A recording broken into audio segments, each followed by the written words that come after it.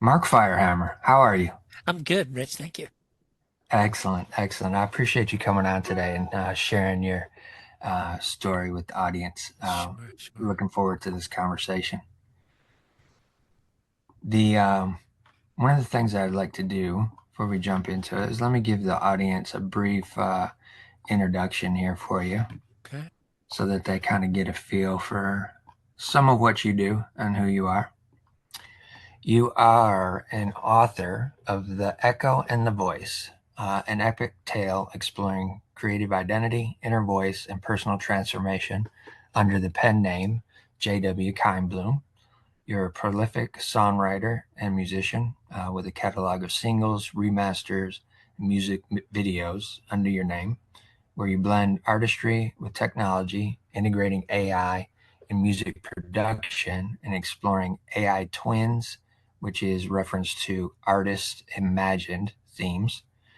You're a thought leader and content creator, published essays and articles on creativity, the artistic journey, and the intersection of art and purpose. You're also the director of Creative Humanity Alliance, a nonprofit dedicated to reconnecting people through creative expression. And the Alliance brings together artists, educators, and everyday makers to restore that connection. That sounds like a tremendous program and mission. I love hearing someone else say it, Rich. Cool. Right? Cool. I mean, you can probably relate to that as an Oh, artistic yeah. fellow as well. Yeah. Yeah. A lot of times we don't have the wherewithal to give ourselves the accolades of the things that we've done, and then having somebody else highlight that for us a lot of times. Yeah, yeah, and even a comfort level. I'm a people wouldn't guess it, but I'm actually an introvert. Same. And but yeah, so getting up there and saying this is who I am is hard, so I appreciate what you just did. No, absolutely. I'm the same way. To be honest, I would have, if you, we could have bet on this 3 years ago, and I could have guaranteed you there would be no way in the world that I would be doing a podcast at that point in time. So for me to even step into this as a fellow introvert is definitely something. So But that's cool. I'm glad you shared that because it tells me something really big about you, and mhm. which is something I believe about creative people and how we're different than those that aren't as creative or don't realize their creativity, is Yeah. that something happened in the world that Mhm. made you say, I'm going to reach beyond my comfort level. And because I want to do this, I'm drawn to doing this thing. And now it's a Yeah. podcast. Yeah. Yeah, absolutely. I appreciate that. Yeah. Again, that validation from the other side is always bonus. So as I mentioned prior to us hitting the record button, I don't have a whole lot of structure to this other than my first initial question, and that's going to take us all the way back in time to where were you born Mhm. and what was life like as a kid for Mark? That's the question. That's the question. Okay. I was born in Leominster, Mass. All right. And I don't know if you know anything about the area, but it's one of those areas in the Northeast that was booming before the Second World War. Okay. It's a paper town, and my dad worked for Fitchburg Paper Company. But it was like so many American towns that were based upon a single industry and a single employer. It changed dramatically, and I left there in 1969. I was only 7 years old.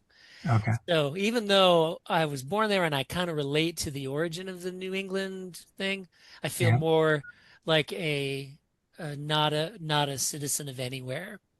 Okay. Because my parents were Midwesterners. They were in Massachusetts when they had me. I'm the youngest of three, and you wanted to know what life was like for me as a child, so I'm going to get right Yeah. into that. My father, God rest his soul, he wasn't a bad man. He was just a broken, damaged man in a lot of ways. Mm, He was in the Second World War. He was a fighter pilot. Didn't tell any stories. I'm sure, his actions led to the death of people. yeah. And he was affected by that. He didn't have a good relationship with his own father, who was also a tyrant. Okay. And so the pattern that I saw, even as a 5 and 6 year old, was that I believe I chose this family to be around this tyrant. Got I you. I needed the resistance. I needed the attempt at controlling me. And I'm not a woo-woo, new agey person. I'm very practical, Yeah. but I describe so it gives me support of who I think I am. It allows me Yes. to move forward. Is I believe the reason why I knew that and the reason why I chose that family is it wasn't my first life.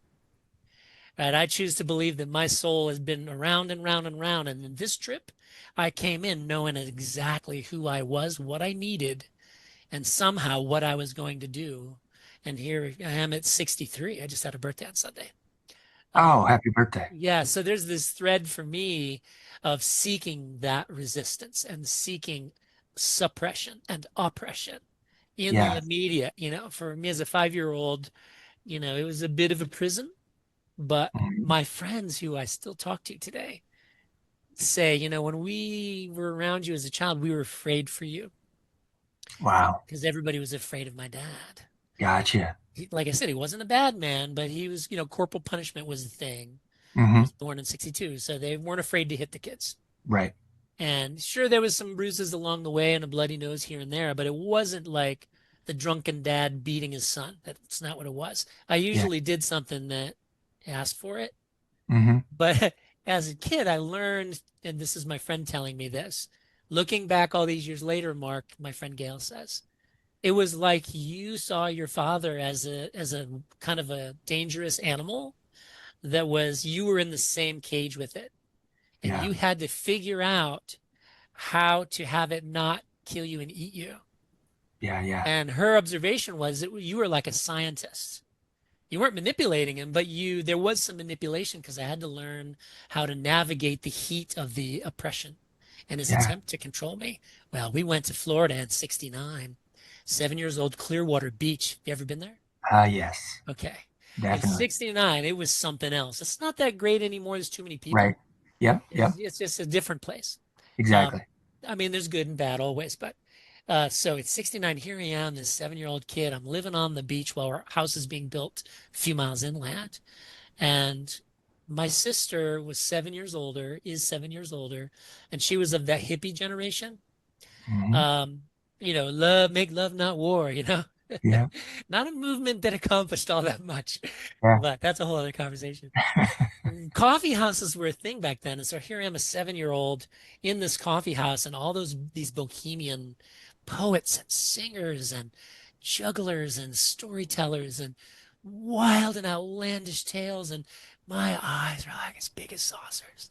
And this is actually in the book. My main character, Jonas Wilder, the protagonist, his story is loosely based on my own story. Okay. The names are changed and situations are rewritten to make the story more tellable. Yeah. But I wrote the first 4 lines of what ends up on an album that's connected to this book called Tulips Don't Wait. Right. And I remember it like it was yesterday, and that was so long ago. This 12 or 13-year-old girl was on stage and she was reading Tulips by, it's a very famous poem. The poet was very sickly as a child. I can't believe her name escapes me. And Sylvia Plath, Okay. Tulips by Sylvia Plath. And it was a very sad poem. And here I don't really understand the poem, but I know that she's talking about tulips with the sadness. Yeah. Now, right there, I'm carried back to Massachusetts in my backyard on Washington Street. And as a kid, I would go out every day at the end of winter, the beginning of spring, because I wanted to be there when these things came up out of the snow, bright red and orange and yellow. And I would sit there long enough, and I swear I could see them moving. Like if you watch the hour hand on a clock, Yeah. if you sit long enough, you can see that damn thing move. Yeah. And I would sit and I would watch the tulips and I would stare into them once they open. And if you've ever looked inside one, it's unbelievable. It's like a world of its own. And I Yeah. never touched it. I never damaged it. I didn't take it apart. I just appreciated it. And so here I am 1,000 miles away, missing the tulips from my childhood, listening to this poem that's all set. So I write down these 4 lines and I shove it in my pocket. That was the beginning of Mark the poet and the artist, even though I already Cool. was that, but because I was observing the natural world and my connection to it, Yeah. which I think all children are capable of that. I don't think any child doesn't realize they're part of this all. Yeah. It's culture that beats that out of us. Do Yeah. this. What are you going to be when you grow up? All that crap. For sure. So, I navigated the rest of the years until I was kicked out of the house at 15, some egregious offense, by learning how to outrun the bear. Sometimes the bear was sleeping, so you could get away with stuff while the bear was sleeping. Right. Yeah. So, yeah, Yeah. Okay. I just want to give you some extended freedom here in the conversation because sure. I believe the same way about the soul, and have that understanding. And Yeah. I try to allow that to flow out through these conversations as well when Mhm. it's applicable, Yeah. and possible. So further on in the conversation, don't even hesitate to talk from Okay. that perspective. I appreciate that. Yeah. It's fascinating the way that you're already navigating the world at that young age, Mm, in terms of relationship to dad. Let's look at the relationship to mom. mm. How is that in terms of, was she a little bit more caring, a little bit more comforting, a little bit softer, in comparison? Yeah. Yes, I'm glad you asked because she was the only ally in the Mm, family of five. The black sheep, you hear the syndrome, the black sheep. I was yeah. the black sheep. Okay. But the father's a tyrant, and mother came from a generation, and they've both passed now. They're both almost 100 years old when they died. Oh, And wow. yeah, and my mom, even though she was my ally, she's Swedish. And the Okay. Swedes, if you've known the Swedes, they're very stoic. Yeah. Much like some of the Germans and the Eastern Europeans, a lot of them are stoic. Right. Yeah. And even though I know she loved me, it wasn't like the Southern mom that I was introduced to when I moved to Florida. Yeah. Our neighbors, Blaine and Diane, their mom was this big, jolly woman that hugged you all the time. And, Yeah. I get a hug from my mom, but it wasn't that kind of hug. It was a Swedish Right. hug, right? Yeah. Yeah. So even though my mom was my ally and I knew she loved me, um, she could only do so much because she was afraid of him as well. Okay. Even Yeah. though she wouldn't say it, she loved him. She absolutely loved him, but she was a saint and she was a little bit of an innocent soul, Yeah. and she was just happy to have someone do what culture told him to do. Get a job, get an education, get a job, have some kids, and then live your life with the American dream, supposedly. Right. Right. And so she always secretly championed my nonconformity without outwardly confirming it. Gotcha. Right. I remember when I was in my 20s, I was out on tour, and whenever I'd get back to town, of course, would swing through to see my mom and dad. Mostly Hmm. see my mom. Always giving my dad another chance to, you Yeah. know, he never came through for me in that way, but that's okay. Okay. So my mom and I were sitting down on the dock by the lake. They were living in Crawfordville, Florida at the time. And we were all alone, a beautiful little lake, nobody around. And I started to tell her some of the things that I had done as a child, 10, 11, 12, 13 years old, to feel my power. Things like at 11 years old, I was getting up at 11 at night and taking the family car. Mm. And I would go out and explore. I never drove wild. I never did any property damage. I was never trying to do much except explore and take some power for myself. Yeah. And I never got caught. That's Right. amazing. Well, as I got a little older, I advanced, got more courageous about it, and started to enlist my friends in some of the adventures. And at one point, in my early 20s, mid 20s, my dad had a big, big boat, a twin screw, 40 some odd feet yacht. And I learned how to drive that by watching him. He wasn't very good at it, but he had Okay. gone to school to learn how to drive it. Have you ever driven a big twin screw boat? No. Okay. Long story short, when you get into the marina, you don't use the steering wheel. You use the engines, Got you. All right. right? Yeah. If you go full left and one engine forward, one engine in reverse, a 40-foot boat will literally spin like a top. Got it. So then you feather the throttle and get your way against the wind into the slip.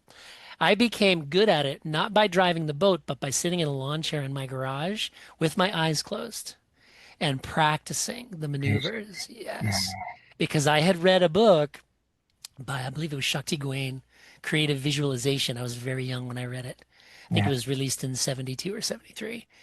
And what she taught me was that your imagination isn't any less real than things you actually do outside of your mind. It's the same thing. It's stored in the same way. The memory's identical, right? Yeah. So I learned to do it, and I got so confident that one day I called my best friend Earl and I said, "I'm ready." He knew what I was doing, and we'd been taking the little 18-foot outboard for years, right? So Okay. we were practiced boat thieves. So we went to the marina, and sure enough, we took this out no problem. I was actually really, really good at the boat driving, and even the risk of the marina guy knows who I am. He Yeah. knows who my father is. He knows I'm not supposed to be there. I'm not supposed to be taking that boat out. But Jonas does this in the book as well. Jonas learns that if you want to get away with stuff, you have to have allies.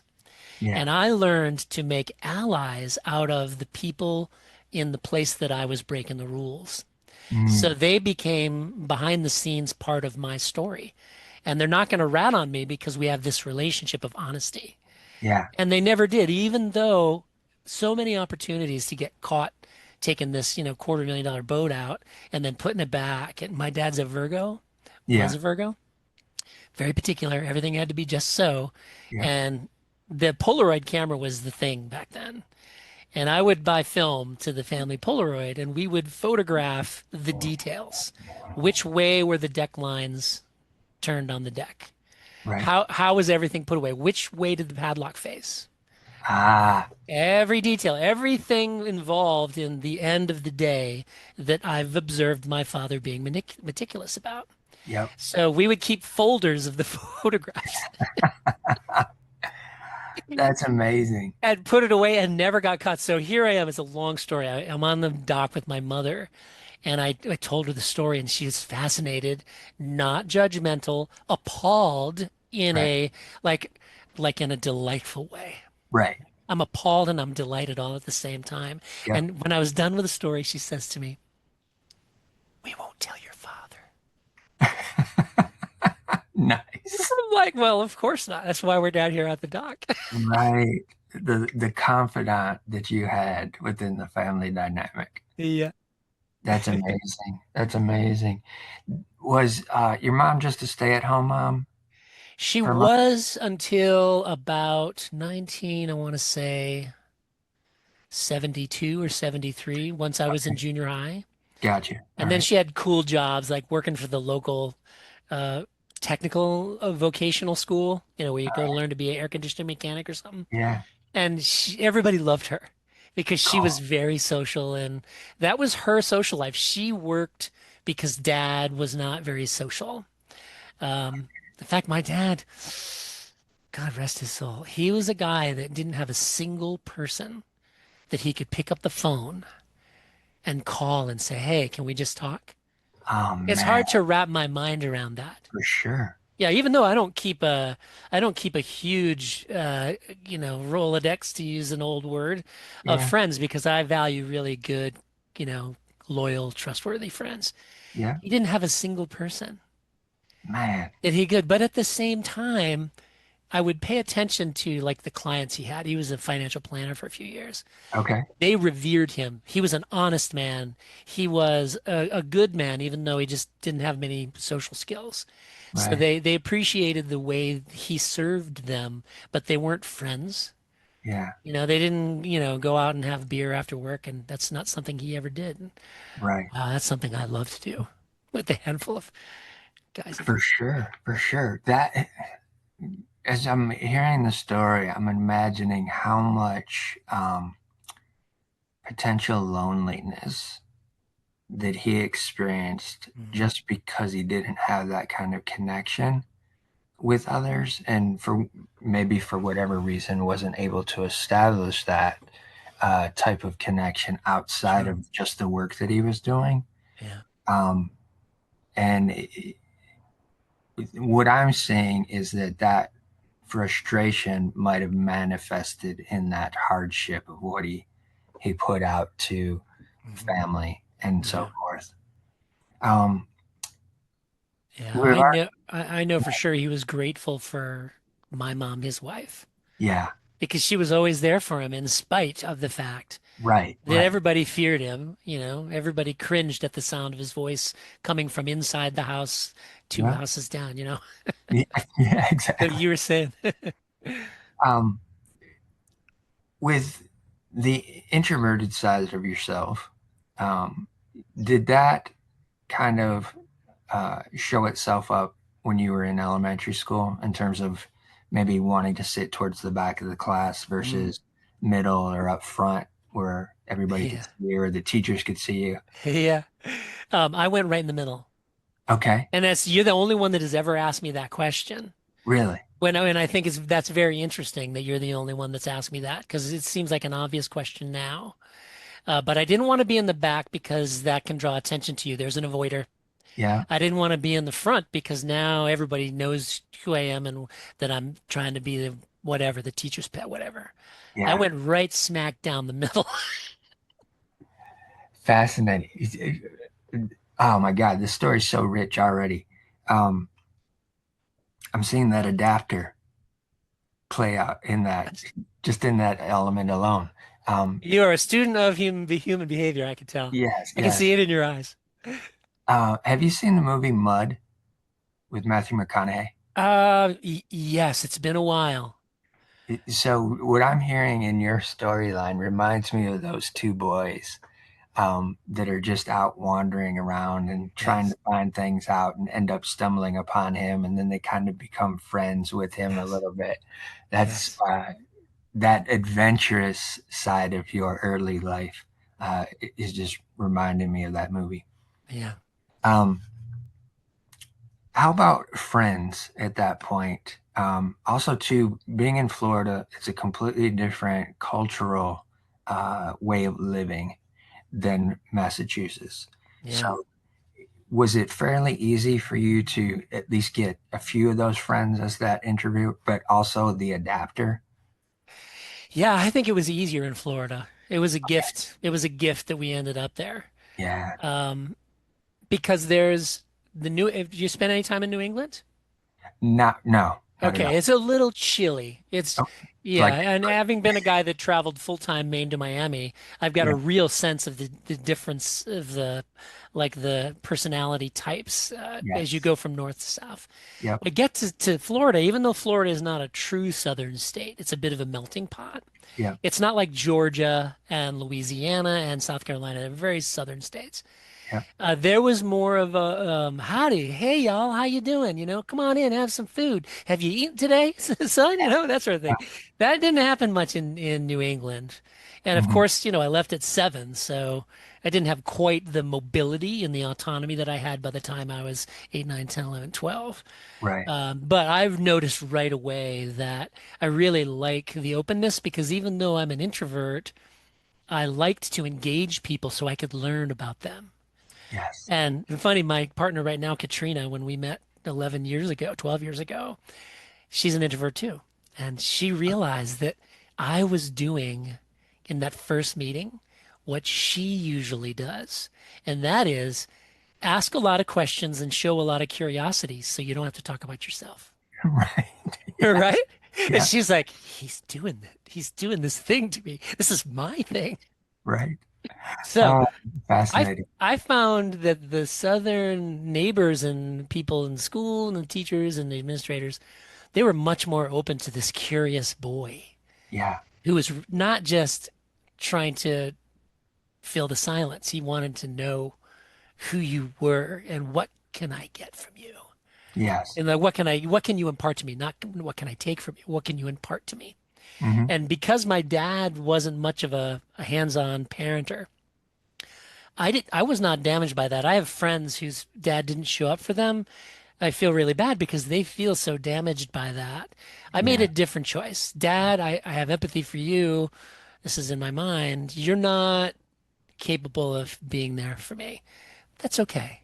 I Mm. found other dads, right? I Oh, found other dads. In fact, there was yeah. this guy right around the corner.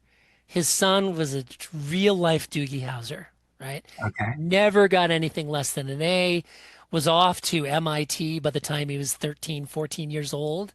Just a Yeah. brainiac. And dad's really smart. Two kids and mom and dad. Bob Lozer, God rest his soul too, he was a good man. I would wander down there, and he was one of the top executives for Underwriters Laboratories. You know who Okay. that is, right?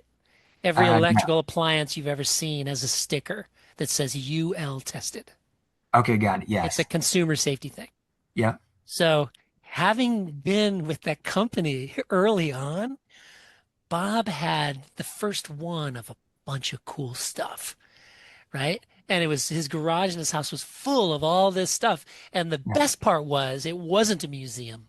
You were supposed to touch it, Right. right? You were Cool. supposed to touch it because these are UL tested. They're safe, Yeah. right? And if you can break it, it's good to know that. Right. So I spent a lot of time with guys like Bob because there was a permission structure and a curiosity and an exploration of the possibilities that exist in life around you, which I never could extract from anyone in my family. So Right. I would just be gone all day until I heard that dinner bell. We literally had a dinner bell. Oh, wow. Really? Ding-a-ling-a-ling-a-ling, and I'd ride my bike back home again. Okay. Yeah. That was an interesting time in the world, even more so in Florida Hmm. because the weather was much nicer. Oh The yeah. exploration environment was much more vast and unique in that you had a whole lot of nature that Yeah. was there, a whole lot of different um, people, even coming in and out of Florida seasonally. Uh, Right. so the opportunity to see different folks from across the country, I imagine, was even a fascinating thing at that Yeah. point. Absolutely, for sure. The weather was the biggest gift for a Yeah. 7-year-old. Oh, most definitely. That's a that's a huge gift for someone like me at this age, even um, being in Michigan for most of my life. In terms of home base kind of a thing. All of our family, both sides, moms and dads, are from East Tennessee. Oh, So I understand that Southern culture component a yeah, little bit sure. more intrinsically. And so we would, summers and vacations and holidays, we would travel back and forth to Tennessee and see family and stuff like that. So Cool. um, and then I ended up going to college for a short period of time in Pensacola, Florida, and was just in Clearwater a couple years ago, even before this podcast came about, trying to just go work for somebody else because I had gotten so frustrated with my art career at that point. I was just like, I'm just going to go down there and try to find a job. Do Never, something, yeah. yeah, didn't work out, but this did. So I guess it's the way it's supposed to happen. Exactly. With your sisters being older, did any of them have any of that creative spark within them? You mentioned your middle sister was a little bit of that hippie-ish side, which is a bit creative. But did they have any specific creative things that they were doing? Not really. I mean, Lynn, 7 years my senior, was kind of a sign of her era. She made her own clothes. Okay. So that was pretty creative, but it was not like artistic. It was very practical. Yes. I'm going to make them and wear them rather than, and they I weren't outlandish. They were, they would be the McCormick. It's a pattern. It was a thing. yes, I remember. Remember things? Yeah. Yep. And the whole box is full of these patterns. And so they're just following the rules. So it's not the kind of creativity like painting outside of the lines. Like, I was that kid. So Lynn, no. Lori did sing and learned to play guitar later on in her late teens. I think that probably had more to do with me doing that and her Okay. going, "Oh, I could do that too." But neither one of them ever really. did anything outside of what they were told. We get out of school, get an education, get married. Interesting, neither one of them had children, Oh, right? wow. Because my dad was not a good example of what it must be Right. like to be a parent. Yeah. In fact, my sister, Lynn, the older one, Uh, she was so certain there wasn't going to be any kids in her life. She graduated from high school, went immediately into university to become an accountant. While going to university to be an accountant, she became a surgical scrub nurse, which was a much shorter program, whoa. right? So emergency room, surgical and surgery, right? Yeah. Scalpel. Yeah. Yeah. Give me 3O silk, whatever. And not very far into that job while she was paying her way through her master's degree in accounting, this was 1979, maybe. Okay. She told the doc, they were in the operating room, she said, I want to have my tubes tied. And he said, jump up on the table. We got time. Oh, wow. I probably should be talking about this. But that's a fascinating story, though, in terms of the thought process Right, of what she was dealing with within the right, family dynamic and how that affected her, and also looking at an opportunity that would afford that right, to not ever be an option that she had to worry about. right. And she never looked back. There was never a regret. Yeah, I actually have a lot of respect for that kind of certainty. for I sure. know this, and Yeah, as I get older, it's clear that I have no regrets about my decision.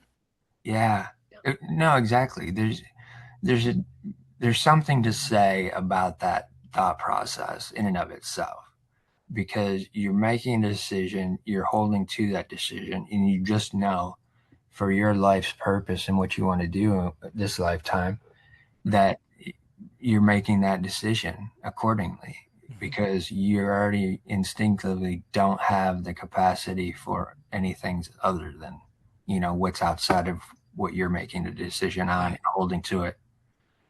um Moving into, also too, I fondly remember the McCormick patterns because my grandmother was always sewing and making clothes as well. So That's great. I would always see I those clothes. love that. There's very few people left that remember them. Yeah, no, exactly. Yeah. Exactly. Um, Shifting into middle school, as you're already experiencing this adventurous self, are you shifting into a little bit more of a comfort zone in terms of the school confines and having to deal with all of these different individuals at one time throughout a day? Yeah, there was a lot of discovery in middle school because the friends that I had from the third, fourth, fifth, and sixth grade, Hmm. and in Florida at the time, sixth grade was the end of elementary school. Okay. Middle school started at seven. Yeah. So 7 and 8, and then 9, 10, 11, 12 was high school. So, but the friends that I had from the third grade through the sixth grade, I began to realize by the end of sixth grade that they were about different things. Were already being formed into these measurers and measuring up. Yeah. So whereas before we used to go down to the creek and we'd catch fish and we'd explore and try to find turtles and then we'd race the turtles and we'd let the turtles go. And then we got bikes and then the bikes were a way to get somewhere for more adventure. Yeah. But the bikes became a status symbol. It's like they Yeah. want a fancier bike, they want a faster bike, they want to win races. So we began to deviate in our Okay. interests, and it was hard to be friends, especially when they'd been indoctrinated into conformity. They expected me to do the same thing, and they were judging me for why I wasn't into it. Oh, wow. Yeah, what's wrong with you? Oh, you too good for us or whatever.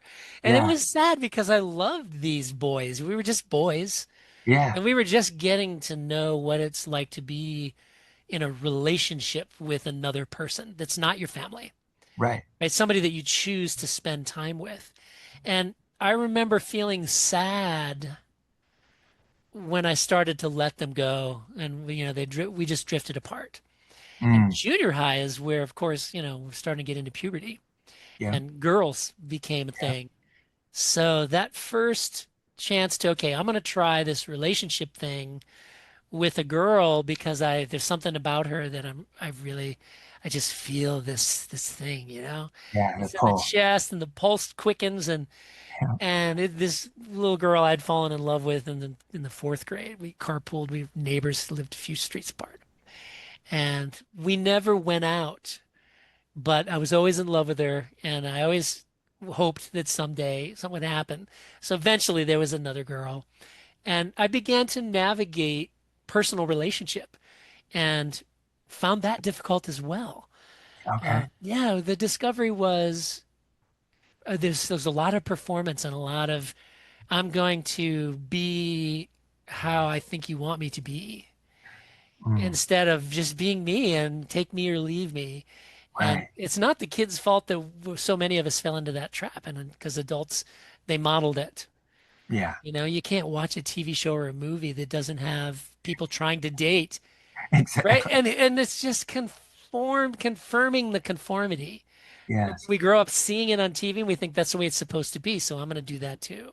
Yeah. And I refused to do it, right? I Oh, refused to be addicted to conformity, and everyone in my family drank the Kool-Aid and they conformed, and there were consequences for me because they judged me really darkly when they were observing my choices from a distance yeah. Yeah. because we didn't talk to each other.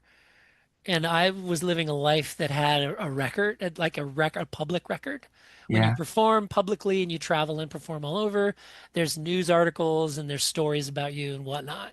So they would turn these stories and into dark things, Yeah. which was remarkable because here I am, who I always have been, somebody trying to make a difference in the world.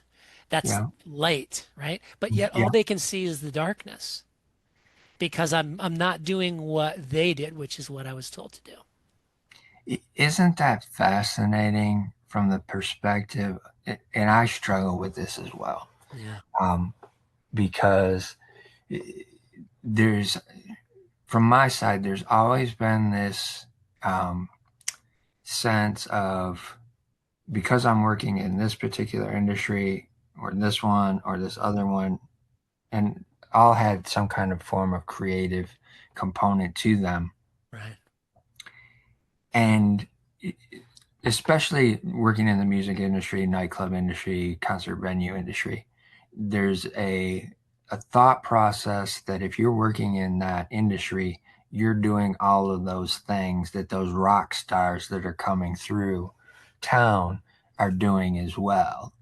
And it's like, nah, man, I didn't do any of that stuff. I just went in, did my job, made sure that everybody knew I was trustworthy enough to be as close as possible to every one of those rock stars that would come through.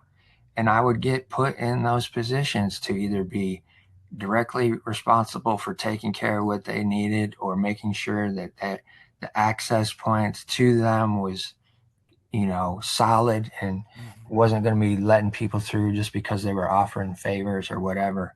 right, Um, but it was always fascinating to me that people thought I was that type of person just because being in that industry. right. And it amazes me that people have that perception of not really getting to know who you are versus what they think you are. Oh my. Right? Oh my, yeah, absolutely. Yeah, It's yeah, wild. It's wild. With that little bit of creativity that got sparked at those uh, venues that your sister would take you to, right. moving into high school with that in your head and those things starting to come out of you, how did that impact that transition from junior high now into high school, which is a different level of um, eyeballs Yeah, being on you? yeah. I was playing the trumpet at the time. Okay. And so there was my musical outlet because you join the school band and there's marching band, Yeah. orchestra, there's all sorts of opportunities, jazz band. In the chamber singers, I was in the chorus as well. And what was great about that, going from junior high to high school, is that I was now a part of something that was okay with who I was presenting as. Right. And because I was a part of a whole room full of people that, at least for those hours that we're together, we're all on the same page. Yeah. We're all reading out of the same hymn book, so to speak. Yeah. Exactly. And so it was a wonderful time, even though I didn't have like the dearest friends from Uh, those groups. The camaraderie okay. really helped to not only give me confidence socially, but give me confidence that following the thread of finding my voice musically. Right now, I'm playing the notes on the page. There's Yeah. not a lot of room to color outside of the lines. When I was 15, I was shipped to boarding school in my Okay. junior year of high school. And that's when I grabbed the old wooden family guitar that no one played. I think my mom bought it with green stamps. And I, Mm, I took that with me because I was going to go into a foreign environment and I wanted to have something that could be my friend until I figured it what I was going to yeah. do. So I began to write songs and do different variations. I started by rewriting the lyrics to John Denver songs Okay. because the melodies were already there and I didn't have to worry Yeah. about that. Right. You just made me realize something. I played the bugle before I played the trumpet All right. because my dad in the third grade said you have 1 minute to choose the instrument you're going to play in the band. And being the kid that I've already explained I was, I waited Yeah. 1 minute and 5 seconds. Classic. And of course, I wanted to see what would happen. And sure enough, he said, "You're not playing in the band." Well, Ah, what did I do? I went into the cupboard with the same green stamps that likely bought that guitar, yeah. and I rode my bike down to the S&H green stamp store, and they had a bugle. Okay. I bought that bugle. Right on. So I spent the whole year playing the bugle and developing the embouchure without any concern for the complexities of the fingerings. Right. Right. So when I entered band in the fourth grade, I was already an advanced blower. My Got it. chops were there, my diaphragm was strong, I had wind in my lungs, and so Yeah. from then on, I was almost always first chair.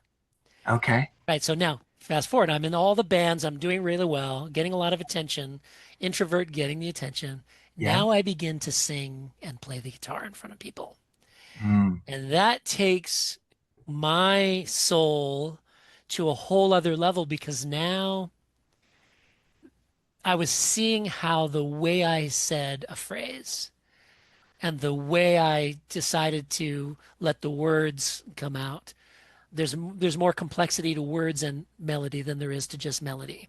yeah. As with the trumpet player, you can you know when you're listening to Louis Armstrong Yeah. compared to Herb Alpert.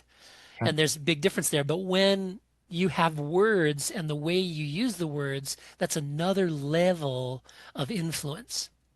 And I began to see that I had this power to make people feel things Right. or think, Yeah. right? Or reconsider. And Exactly. that's why I was rewriting the lyrics because you've been in the music business, you know this.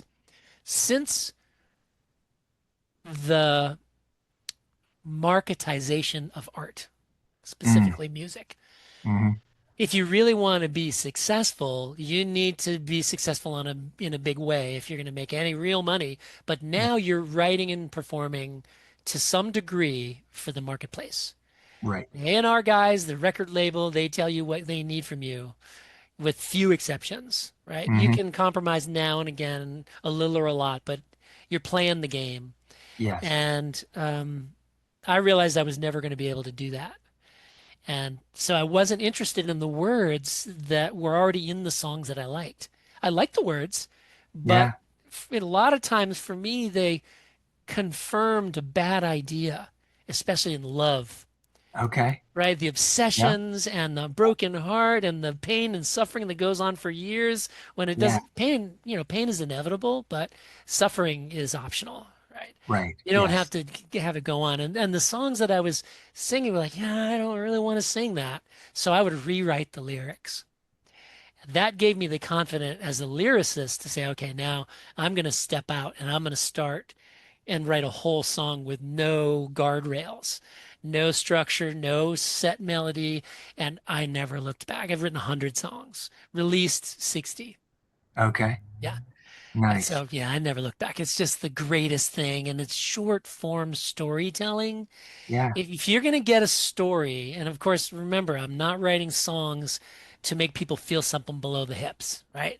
I'm Yes. writing songs to make them feel something between the ears, Right, right. right? Yes. Which is a little more complex than making people move their hips. And it's a whole different perspective for the record label and the A&R and all of those Yes. because they're thinking it's got to be in the other direction, another part of the body. Right. Yeah. There's a you'll enjoy the book if you get around to reading it, Rich, because my foil, Vince Crowley, is that guy. He decides he wants that. We're Okay. partners in a band, and he goes to the dark side, I go to the light side, and Right. Okay. there's the end of that relationship. And Yeah. he goes down on the book because he took that path. What were we talking about? You're talking about how it allowed you to step outside of the societal Mm, structure of right, creating this music and what those lyrics represented in terms of an experience that you should have right, versus what you decided you were gonna have with being able to right. write your own. Yes, and to write songs about that was it was like you were a revolutionary, but nobody wanted to hear it. Yes. Certainly the marketplace didn't want to hear it. Right. And when I moved to New York in '89, I thought maybe I'd go explore the idea of a record deal. I'm out of high school now. I've been playing in the clubs for 9 years, I've written a bunch of songs, All and I right. got there. Go Before we ahead. get there, can we just roll back just a little bit? Sure. Because I want that's a jump ahead with a whole lot of stuff that I know is there No, I that appreciate you pulling me back. I I appreciate want it. yeah, I want to capture it because I'm sure that there's all kinds of stuff. Where I'd like to go first, and you said this early on, was that you got kind of kicked out of the house at 15. Yeah. Was that boarding school the result of that scenario taking place? Yes, yes and no. Okay. Is split sessions were a thing because there's too many kids for the schools. Okay, got it. And yeah, and so because I was smart, I had to take upper class classes in the morning, and then I'd had to go to the regular classes in the afternoon. So I was going the equivalent of two school days. Yes. But I had a lot of breaks in the middle, but you weren't allowed to leave campus. Right, right. So my attention as a smart, adventurous kid started to suffer, and my grades started to slide. I was cutting school, Okay. Got you. stealing the boat during the day with my buddies. Right, Yeah. right. And instead of disciplining me locally, my dad just asked advice from business partner. What did you do with your problem child? Okay. And they said boarding school, and they said which boarding school? He didn't even do his own homework. He sent me to the same one that his business partner's daughter went. Jeez. Oh man. Yeah, so there I was, off I went, Yeah. and it's a culmination of bad grades, and he looked for an excuse. There was a moment that's actually in the book too, where I told him I didn't want to do a certain something educationally, Hmm. and it was the classic reaction. That's not our plan for you. Look at all we've done for you. How Right. dare you? You can't even, and he looked around, you can't even take out the garbage reliably. Mm. And then the decision was made, and we were literally gone a couple of days later. Got you. Yeah. All right. So what I'm saying is that that creative is coming out almost in full bloom Yeah. at this point in time as well, and the adapter um, is starting to realize, all right, I've just got to make a pivot here, and in doing so, you step into taking that guitar, starting to write these songs, starting to get some notoriety from Yeah. the peers around you because they're recognizing, oh wait, this he's doing something different compared to the trumpet, and Yeah. especially something different compared to the bugle. John Denver. Yeah. Yeah, Yes. exactly, exactly. Um, as you're getting farther into high school, say junior, senior year, what is the elemental adventure that's taking place with having this musical realization, but also thinking, I'm about to graduate here in a minute, so to speak. What is the thought process of how are you going to navigate that transition? Yeah, well, the thought process was it was a little scary because I knew there was going to be a moment when I was going to come up against my dad again. Yeah. I got a scholarship full ride to university Okay. because I was a talented kid, played the trumpet well, sang well. By my Nice. senior year, I was taking 6 music classes a day because I'd been to so many different schools that I got all the academics out of the way. Nice. And so I was just playing music 6 hours a day in senior year and got the scholarship and told my dad I wasn't going to take it, right? Mm, I'm not going to take it. I did do a 1 year of junior college, okay. and then I took the CLEP tests, which you can skip a year if you test well. Yeah. So I would have gone into university as a junior, right? So I would have gotten a 4 year degree in 2 years. Yeah. And I said, I'm not going to go. And at this point, I was already playing, in the clubs. I started at 18 before I was even able to drink, Okay. playing in the clubs. And that was it. It says, you are cut off. Not that it's not that they were providing other than Didn't make any difference. so that was it. That was the final straw. And they waited a little while thinking, oh, this is going to wear off. He's going to realize that it's the classic thing. This is not a career. Right. He's a dreamer. He'll figure it out. He'll be back. Well, it never happened. It never happened. Can I let you in on a little secret? Oh, please do. I didn't know this until I was 30. My dad's dad killed himself 6 months after I was born. He was the same age as I am today, Wow. right? And he Yeah. was a songwriter. Okay. Okay. And that at 30 made me go, now I get what I saw in my father's eyes when the few times that he would see me playing Yeah. and singing. I could see that there was something going on back there that I had no information about. Yeah. I didn't even know my grandfather, his father's name. No one ever spoke of it because you weren't allowed to. Wow. The tyrant says this is not spoken of in this household. And his Yeah. sister is the one that revealed this to me. She sent me a tape with my grandfather singing and playing the piano. Really? Yeah, a couple of years before he killed himself, he hung himself in the garage. And Wow. of course, I didn't know him. I was 6 months old. I was, just an Yeah. infant. But Sure. this explained a lot. And getting back to the soul thing, Yeah. I get that I got something from my grandfather and he got it from somewhere else, and that came from somewhere else on back through the human story. The Yeah. creative spark is either past or extinguished. But if it's extinguished, it's not put out, it just moves Hmm. to a different vessel, right? Yeah, for sure. Yep. I appreciate you interjecting that because as soon as you said it, I lit up with chills and it made sense to me. Because normally in a conversation, I will venture into the grandparents to see how they have played a role Hmm. in comparison to the parents. A lot Hmm. of times, those grandparents have an effect that is completely opposite of the way the parents are sharing that. And for whatever reason, I just instinctively didn't ask that with you this time. And I believe it was just because your secret needed to come out at that particular point in the conversation. So I appreciate you interjecting that. But you're right. It makes absolutely all kinds of sense.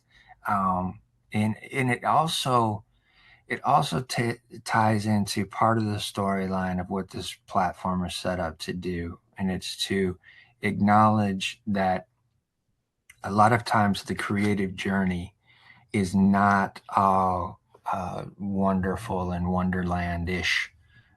There's a lot of times there's an internal struggle that's taking place that cannot be um, overcome to the point of a realization there's another option available. Right. Um, Me personally experiencing that as part of my journey and attempting that as well. Um, but yet here I am doing something different and being able to speak to that in the way that I can recognize that within myself, within your grandfather, is that he just couldn't see that there was another option for him to pivot to. Mhm. He felt that was the only way that he could get some relief from what he was struggling with. But what's amazing is the fact that you got that recording of what he was doing and what he was creating. Yeah. What a treasure. And I have photocopies of, because, this is, we're talking the 50s, Yeah, handwritten notation, notes on the staff with the words written under the notes in yeah, handwriting, and with his name in the upper right-hand corner. nice. And that was cool. And Sandy, my dad's sister, she said, I didn't know what I was ever going to do with this. And now I know why I hung on to it all these years. Amazing. Your dad didn't want it. I tried to give it to him. And now that I know what you're about and I've heard you, Yeah. this is for you. Oh, what a gift. What a gift. And it plays into exactly what your dad was struggling with. Some of that internal um, angst that he must have felt again from Mhm. not being able to experience his dad further along in life. Right. Um, it probably even a no understanding of what that was, what he was dealing with, and no way of being able to empathize at any Hmm. format, right? Yeah. At any spectrum, didn't have the Yeah. It's potential just got to capacity. be a major source of his inability to connect. Yeah. Right, right. I imagine that says a lot to that. With you shifting into this musical career where you're playing in these venues and it's really providing you the opportunity to feel some freedom to express these things within you and also to getting that feedback from your parents that hey, we're not supporting you any longer, but yet you've got this little bit of a head start on them before they're even able to put that in front of you. um, what is that starting to look like in terms of I'm enjoying this. I think this is a direction I want to go and pursue further. And what is the next steps that you take once you realize that? Yeah, the enjoyment, I think it really needs to be qualified. Okay. The enjoyment of my life has been a constant. And looking back in hindsight, I can attribute that to not compromising who I knew I was, Yeah. not only as a human being, independent of the civilization story or cultural story, but Yeah. if you're a buff of history, the human saga is millions of years old, not Oh, for thousands sure. of years old. Yeah. So the enjoyment was I'm still enjoying this. I'm still enjoying this. So it wasn't I'm going to do this because I'm now enjoying this. Okay. And for some reason, again, the whole this is my how many times around in life, I knew that I was doing the right thing and the next thing will also be revealed. And just like in the book, when Jonas decides to get off the road, the same thing, I mean, it's a parallel in my own life. Yeah. I thought I could change the world with a song, the idealist creator, Yeah. Yeah. right? For sure. And what I learned was you don't think about changing the world. You think about one person that's in front of you, Yeah. right? And there was a moment when I knew without a doubt that I had been doing the right thing because the journey allowed the insight and the time and the space. I work 2 hours a day. I mean, everyone I know works 8, 10 hours a day, Yeah. even in my early days. I worked 2 hours a day and I didn't squander the other eight. Okay. I learned, I read, I talked to people, I explored, I thought, I moved, I rode my bike, and it's the reason that freedom was the reason I could write the things I wrote. And there was a moment in time. Here I am in this little coffee house in the Carolinas. There's a family of four and a few other people. It's a very intimate place. And it's the kind of place that people go to because they know they're they're not going to be surprised in any unpleasant way, Yeah. right? This is our place. Hmm. And whoever is going to be up there on that lonely microphone over the scuffed up wood floor, we're going to enjoy it. Well, Yeah. I started playing, and the man has two teenage daughters. I played a song called Leave It All Behind. And he started to lean forward. And having been a street performer in New York, you learn as a performer to tune into these micro Oh yeah. physical signs that you've got their attention. Yeah. So I leaned in, and the song in a nutshell is about the crisis of realizing that here I am working eight to five, and my boss gets a raise, I get a pin for my lapel, right? I'm just another spoke within the wheel. I'm losing all control, and I don't like the way I feel. Leave it all behind. Hmm. He sees himself in the song, and it's like he's realizing for the first time that I knew something was up. Well, then the next song comes up. It's called The Good Life, which is a song that tells the story of that kind of the same man that makes a different decision in his realization that Yeah. he's not going to let his boss take his life from him and he's not going to live this life. Instead, he's going to live this other life, the good life. And the Gotcha. song describes a different choice. Right. He leans in even more. And then I dropped one more song. I think it was, I think it was the good, not the good life. Where did we come from? Which is the historical perspective that civilization and culture is not humanity, right? Yeah. It's a completely artificial distortion in the human time.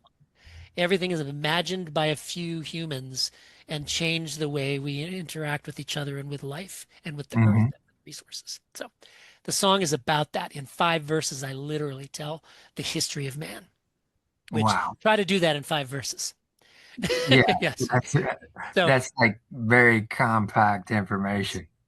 he sent his family home, the lovely family, kissed the girls, hugged his wife, sent him home. He stayed, apparently walking distance from home. Okay. He comes up to me while I'm rolling up my cords and putting my stuff away, and we have this long conversation. And the scene is rewritten in the book, very compelling. And he and I were pen pals for years after that. Oh wow. And in the book, it's lengthened for storytelling purposes. Okay. But this guy in real life made real decisions because of those three songs on that one night when he was in his mid 40s with two teenage girls, working hard, living the dream, and realizing there's something about my life that doesn't feel like my own. And Sure. these songs, in a particular order, were what pushed him over the edge. Mm. He started to not take the extra jobs and putting in the extra time. He didn't quit. But the most important part was he admitted to his wife that I've been making decisions based upon what everybody else expects of me. Yeah. And he even realized how weird it was at that moment that everyone said how much they respected him and they admired him and they wanted to be him. And he was like, I should have told you all along how afraid I was, Yeah. right? So he admitted this to his wife and his two teenage daughters, which means he did what my dad and grandfather couldn't do. Right. Trim tab, change directions, right? The Yeah. honestly allowed the kids to not repeat the dad's mistake. Yes. They then had children and they shared the same truth with those kids, Wow. right? Yeah. So did I change the world with a song? A You little bit. changed it. Right. Exactly. You changed something that was generational, Yes. right? That's when I knew that I'd been doing exactly, and I've never really doubted it, but you have moments, Oh yeah. am I sure? Yeah, yeah. But that's when I knew I need to now go to another level, not fame and fortune, but a Right. way to create things that have the same effect on people that don't on me being alone Yes. in a van, burning fossil fuel, 100 miles a day. It was a great life, Yeah. but I didn't have the intimacy and the loyal core relationships that at 40 I was yearning for at this point. Sure. Especially when I'm watching this man and his wife and his two daughters, evolve over the next couple of years. That Yeah. I got to be privy to all that in emails and handwritten letters too. And I knew that I had to go figure out how to be me, but step back into the ring of culture, but Mm-hmm. still try to strike that balance and not get addicted again to the possessions and the accumulation of wealth and all the work. And then, 8 hours a day to earn the money to pay for everything that you're now defining your Yeah. life. And I had enough experience at that point that I did very well at not drinking the Kool-Aid and falling into that same trap. Right. Right. Excellent. Excellent. So let's circle back then. And what was the decision to leave Florida and go to New York? Mhm. What was that?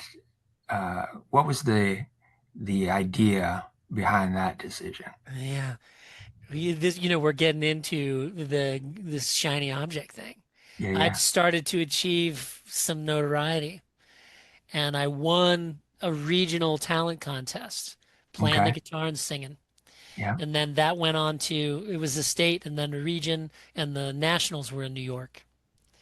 So it's like, okay, I'll go to New York and I'll compete. I might as well. I've made it this far Right. and I win. I win the thing. And what's interesting about the win is that they were going to pay for a full scholarship to the New York Academy of Theatrical Arts, Okay. which is an acting school. And here I won this competition as a singer-songwriter. Yes. And roll back the clock, this is 1981. It was really big in soap operas that Hmm. one of the characters, male, played and sang the guitar. Rick Springfield was in one. Yeah. Jack Yep. Wagner was in one. This was 1981. I Yes. was going to be the next one, Okay. right? And they took me to, the William Morris agency and Right. headshots, the whole nine, and sat me down. This is what we're going to do with you. And I'm like, this doesn't appeal to me at all. Right.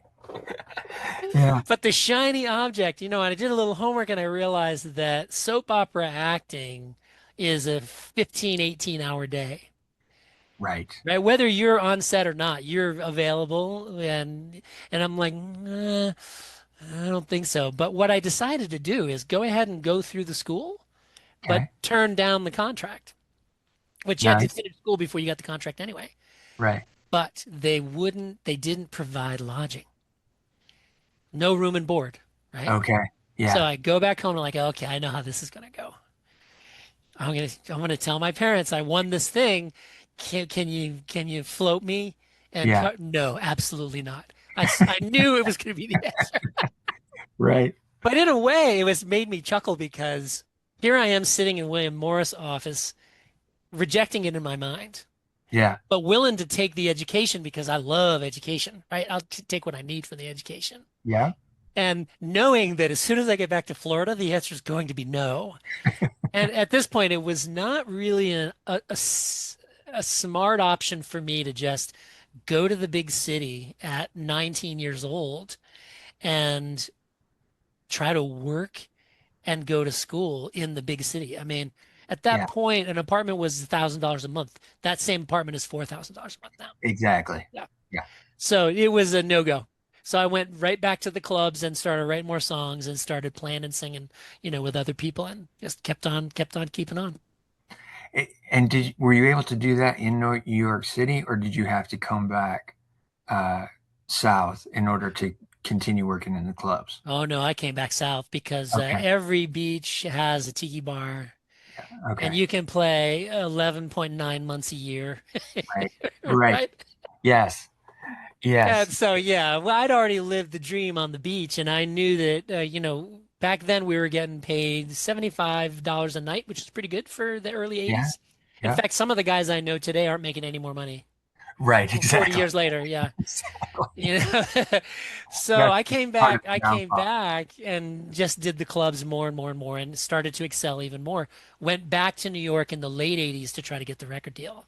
Okay. Because by then I had money and, I'd earned enough and saved enough and I was old enough that I could get some kind of job in hospitality to pay Right. the Okay. bills, and street performing was very lucrative. Yes. I was making 30, 40 grand a year in quarters and small bills. Nice. Yeah. Nice.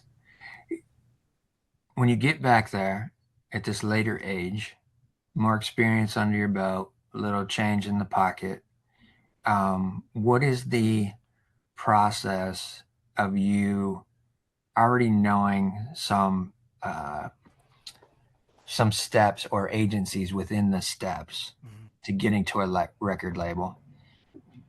How are you navigating it now versus earlier on? Now, like today, 2025, No, now as in in this time, and 1989, yeah. yeah, in '89, going back and trying to see if you can get the record deal. Well, I followed the playbook. You get your tapes done. I bought a few $1,000s worth of, tape gear, 4-track Tascam, Okay, and made demos. Went to the Songwriters Guild, networked with other songwriters, which was an interesting experience. Um, and I got some young A&R people to sit down with me, and right away, the things that they would say, they go, "Oh, that's interesting, huh? Well, we've already got somebody that does that. That's so 10 years ago. Can't you write songs like so and so? Why don't you just come back next month with some songs like so and so?" And I'm yeah, like, but if I do that, you're going to say we already have that because you told me to write like so and so. right. And it was that over and over and over. And I was like, well, I had more insight too. I got a job as a butler at Sony Music headquarters. Oh, fascinating. Yes. Expand. Yes, it was very interesting. Restaurant Associates was the company, and they ran 200 food services and restaurants in the city. It was a union gig and no money. It's private dining, so no money changing hands. Yeah, White jacket, black tie, black right. pants, shiny Yeah, shoes. And my job is to serve 3 meals a day if they need it to guys like Tommy Mottola, right. right? Head of Sony Music, and this was the year Mariah Carey came on the scene. And in fact, I rode the Okay. elevator up with Mariah Carey about a week before the wedding. Oh, Yeah, wow. that's just a fun story to tell. It For doesn't have sure. anything to do with the record business. Just some flavor. Yes, what I learned though is in the A&R meetings, 20, 30 people, the artist is never there. They screen a video, rough video, and they play the music. And the way they would talk about the artists, and they don't know that I'm a writer and that I'm a singer. Right. I'm just the Yeah. butler, right? Yeah. And I'm listening, I'm watching, and they're talking about them like they're animals. They're not human, they're just a way to make money. Hmm. And I began to learn about the financial side of the record business, that Okay. you don't make any money until they make a lot of money. Yes.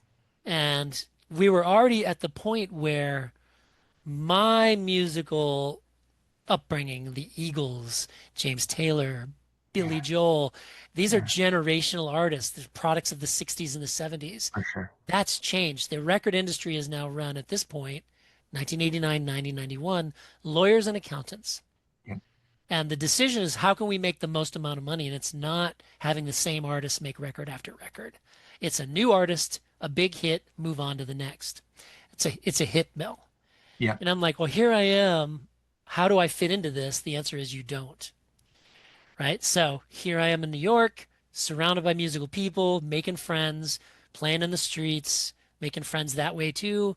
And I meet enough people to get a record, but no deal, Okay. right? A fellow who's still a friend of mine, third generation music family, and they're all in the commercial jingle business. All right. You can Got make it. records and, play Yeah, on yeah, famous records as a sideman, but you make more money in commercials. for sure. And he was working for the guy that wrote the jingle for Kit Kat. Give me a Yeah. break, break me off a piece of that Kit Kat bar. Yes. The guy was making $1 million a year easy, still is to this day, because they just keep remixing it. Yeah. But anyway, he's this guy, my engineer and my drummer in the band from those days. He said, "Come on in. I've never made a full record. I'm going to do this for you. We'll do it together." And so we put a band together and we recorded 10 tracks, Firehammer and the Forge, full band, horn section, the whole nine. And I had to relinquish creative control because Casey was willing to do this and Okay. he needed this too, right? All right. So it wasn't the kind of record that would represent what I would continue to do because I learned very quickly that five guys on the road is expensive, right? And if you're not booking the kind of gigs that pay, 6 grand a night, Yes. you're not making enough money to put them in hotels and 3 meals a day and, Yep. buses and planes and all that stuff. So, year into the first year of touring, I had to do away with that. And besides, I had written all the songs, and these guys were just sidemen. They weren't emotionally Invested. invested in the record. Yeah. Great guys, all of them, and I still hear them in their commercial work that they do. And so there I was, man without a band, but a record in my hand. There's a song right there, right? Man without a Yeah. band, but a record in my hand. Yeah. I'll write that down later. You need to. So that's when I went on the road solo and had merchandise to sell and didn't stop, didn't go to any place called home for 5 years.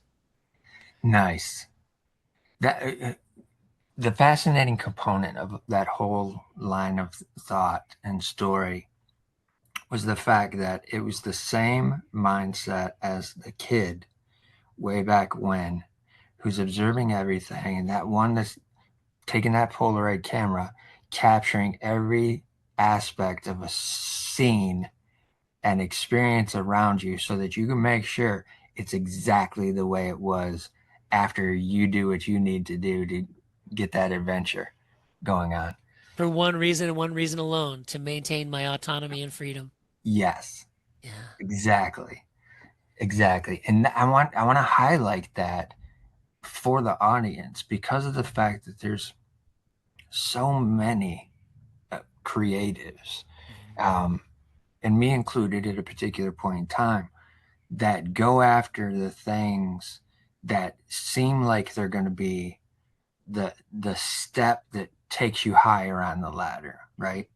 Um, but they don't always think of it from the perspective of if I do this myself, I retain full creative control always.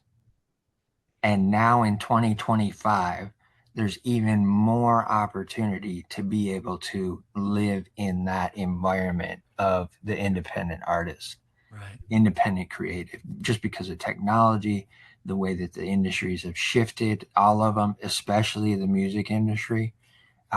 It at this point, my perspective on the music industry is that the only thing that a record label can really essentially do for you at this point in time is offer the opportunity for distribution in a way that social media doesn't always It's too provide. noisy. Yeah, it's too Yeah, noisy. doesn't always provide, but it's a still smaller piece than what it used to be early 2000s, end of the 90s.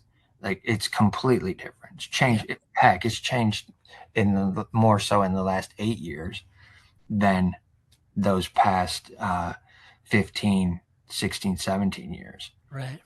But that's the thing I want to highlight for the audience is the fact that that has carried you through.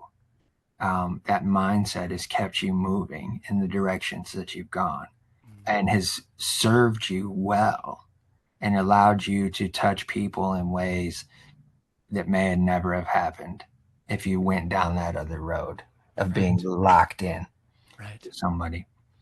Um, I love that you see it. You're taking a lot of details in, and you see that. yeah, most people are moving way too fast Oh, for sure. in their mind, and they're missing the subtleties. So I really appreciate this conversation. No, thank you. I appreciate that feedback because that's really my intent is to be able to have the guest tell their story, Mhm. me highlight different things based on their experiences for other artists and creatives out there. But also, too, it's information to me for me to be able to relate to the guest, to be able to highlight some things sometimes that those guests don't even comprehend or think about, Yes, right? yes, yeah. So that I appreciate that feedback as well. As you're starting to move into the phase of got this record under my belt, I know what that feels like. I know what that experience was. I'm still moving forward in this career, but autonomously with my own creative license to do whatever I want to do. Where do you move in terms of, say, early 2000s, mid 2000s, once you've got that under your belt? Yeah. Um, Off the road in 2000, Okay. 5 years almost to the day of never going to a place called home. I didn't even keep a home. Yeah. An important detail is that when you make the decision that I made, the only way at the level of fame that I was at that you can do that is to sacrifice the trappings of a comfortable lifestyle. Right. I didn't Exactly. keep an address because it didn't make sense. If Yep. I'm not going to go back there, or if I did keep an address, I'd be going out 100 miles and back, Yep. 200 miles and back, night in a hotel back. That didn't make sense for me. So off I went. This was before social media, Mm-hmm. before ubiquitous broadband Yep. internet. Yep. So when I got off the road, I had a full year's worth of digital 8-track ADAT recording of Yep. live. Yeah. And I called up Casey, the guy that produced my first record, and said, dude, I got these tapes. I'm going to spend 6 months listening to 100 takes of every song and choose the top 12. Will you master them for me? He said, yeah, yeah, sure, no problem. He was like, oh, this is going to be a disaster because his experience is live recordings, the levels are no good. Yeah. But what he forgot is he taught me well. Okay. I recorded them with a compressor, nicely set, All so that the right. levels didn't really need normalization. All right. When Casey got the tapes, he was like, "Oh man, all I got to do is sweeten these up. I just got to add some reverb and a little bit of, EQ here and there." And so he gave me that gift too, you know. I've been blessed in that regard. He's been there for me not once but twice. All right. And so now I have two records, right? I'm Yeah. not interested in going back out on the road because in 2000, like I'd been alone now full time for pretty much for 5 years. Yeah. And no loneliness, though. You brought that up earlier about my father. He's a Mm-hmm. different animal than me. Right. I, at this point, was really good friends with myself. I knew who I Okay. was as a human, as an Yeah. artist, as a man, Yeah. and I knew that I could thrive outside of the structures and systems of culture and step Fantastic. step in and out, play the college, go Yeah. back to the campground, Yeah. play the bookstore, go back to the state park, right? Yeah. And so now I'm saying, okay, now I'm going to explore relationships. I'm going to find deep, soulful connection with other human beings, male and female, friends and partners alike. Some of them worked out, some of them didn't, some of them are still here today. But Right. that's how it works, Yeah. right? You got to try a few before you try the beer that you like. Do you like IPAs? Exactly. Do you like Pilsners? Do you like? Right. So here I am off the road going, how do I make money? This is where the danger for me was I've got to make sure I don't slip back into the grind because now I'm living in a house with other people, and the expenses are climbing Yeah. and the opportunities for creativity are there, but the time available is less than I'm used to at the 2 hours a day is my work Yeah. day. Yeah. I'm spoiled, right? I'm spoiled. Yeah. But because I've had the experience, I know it's possible. Right. You can't tell me anything's impossible if I just spent 5 years doing it. or Exactly. 20 years actually doing it. Exactly. So I said to myself, what am I good at? And I was good at marketing because I managed to be booked 90 days in advance for 5 years nonstop by Wow. using the early internet, Yahoo Messenger, AOL, email, and chat. And I would go into chat rooms either on music or van, living in a van, Yeah. or Yeah. even Ford van repair, Okay. chats, right? Yeah. Because I had Yeah. a 1982 Ford van named Matilda. Nice. And one of the great things about my era is that you could work on that vehicle. I kept one of those turtle tops on the roof Yeah. with a spare everything. Okay. Carburetor, alternator, hoses, belts, everything that you would need for roadside repair. Nice. And so here I am. How am I going to make money? I'm good at marketing. I partnered up with a guy and we opened a little marketing company. And I Okay. just taught other people to do what I'd been doing in a very rudimentary way. Right. But really, no one's ever learned anything new about marketing. For hundreds of years, it's been about words that people go, that's what I want. Yeah. That's my destination. That's where I want to be. Yeah. And so I learned to do that, but in a less yucky way than a lot of marketing agencies do. And some of Yeah. it's a little icky. Right. And I've had a digital marketing agency for almost 30 years now. Oh, wow. And yeah, we still have it. It's part of the corporation that I got absorbed into. Okay. And it's what sustained me while then going out and doing open mics and playing with local musicians. And I could take a vacation now and again. And when I was on the road, I had a Rand McNally map that I Yes. kept in the back of the seat Yeah. that had a yellow marker, highlight marker of front porches in the Appalachians, Virginia, North Carolina, South Carolina, Georgia, front porches where you could count on pickers to congregate midweek in the evening. Oh, fascinating. Right. And so some of my greatest musical experiences had nothing to do with audience or performance. Right. It was community. Yeah. Right. And I had gotten a taste of that on the road while making my money in front of audiences. So when I got off the road, I was like, I'm going to seek more of that. Right. And for a full year without missing a Friday, I did a pizza place in Northampton, Mass. Open mic. And this was 2007, I guess. Okay.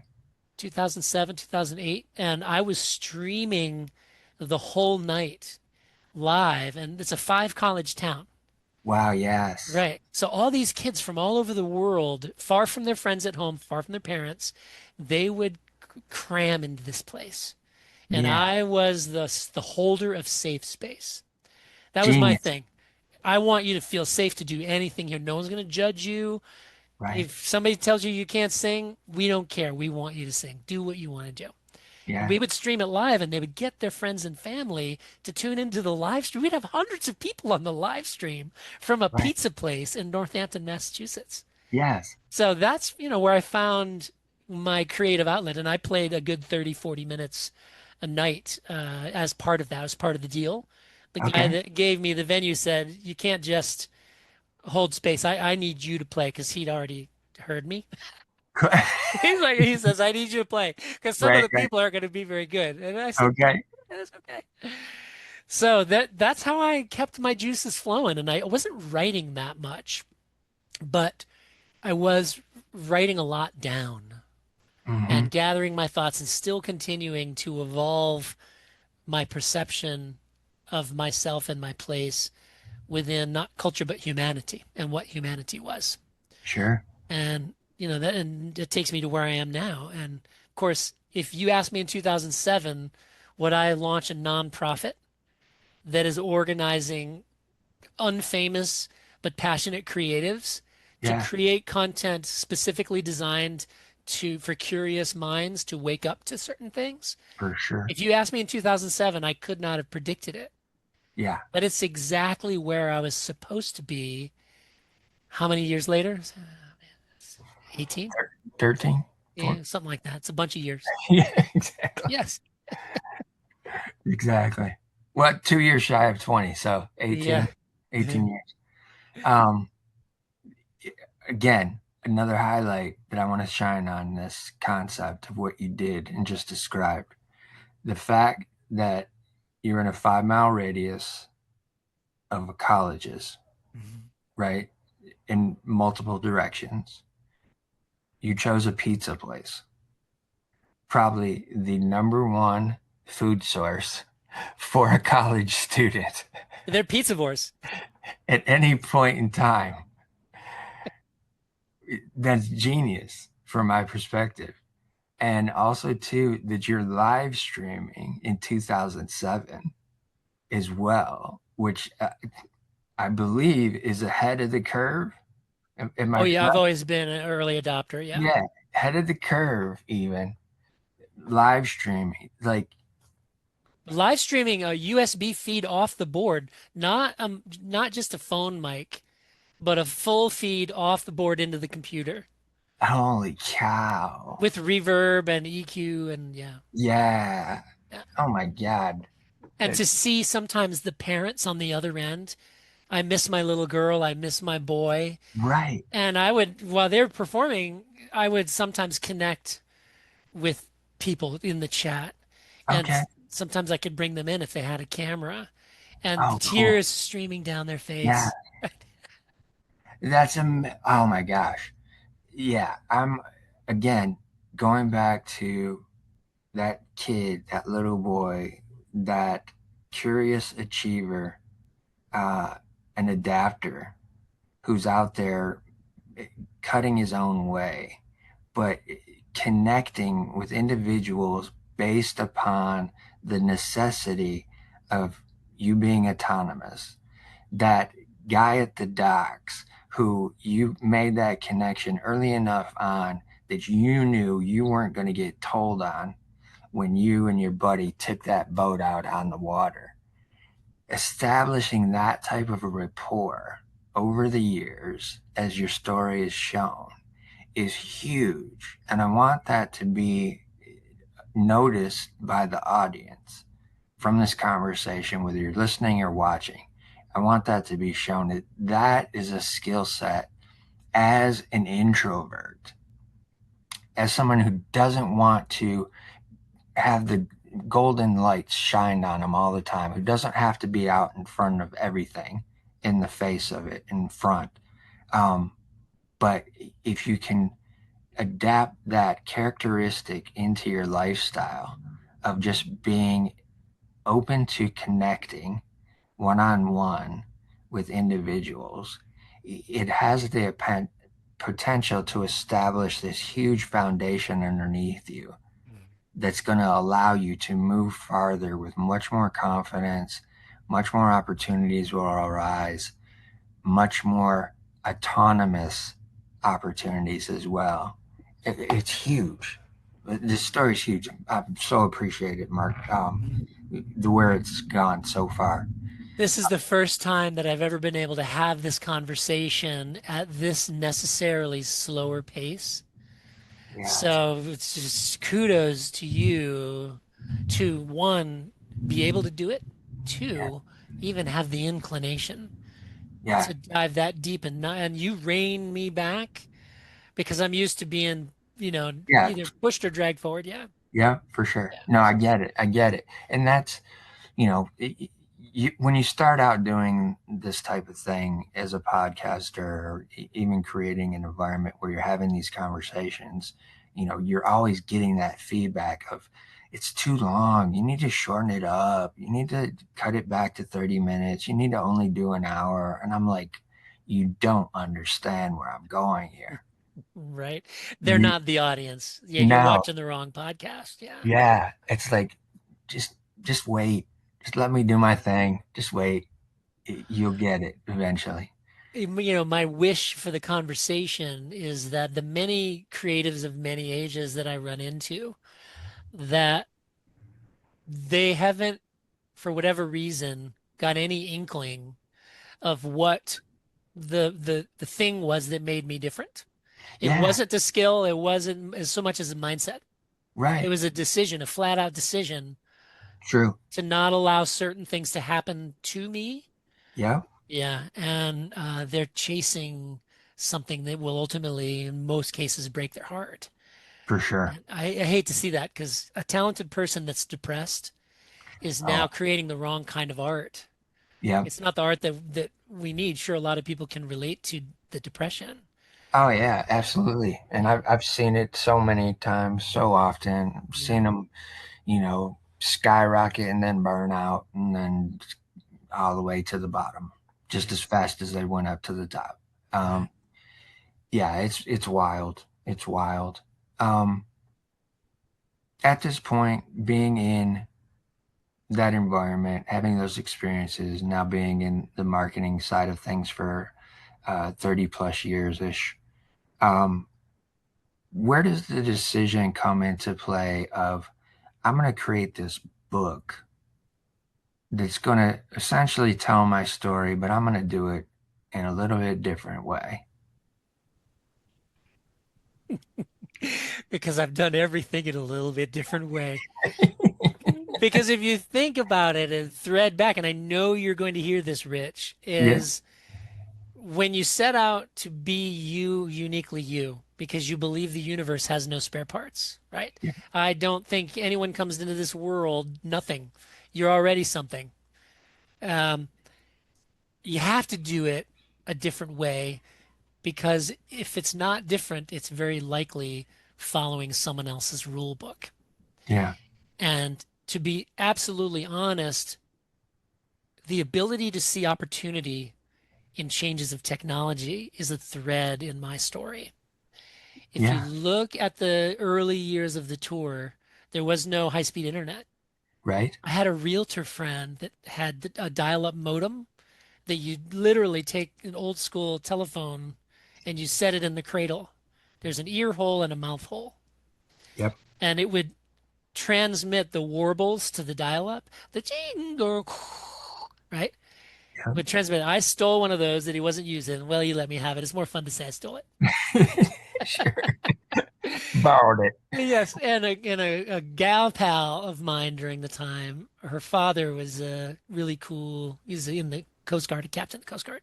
Really super cool guy. I needed a laptop, and he said, "Here, take this laptop." Right. Yeah.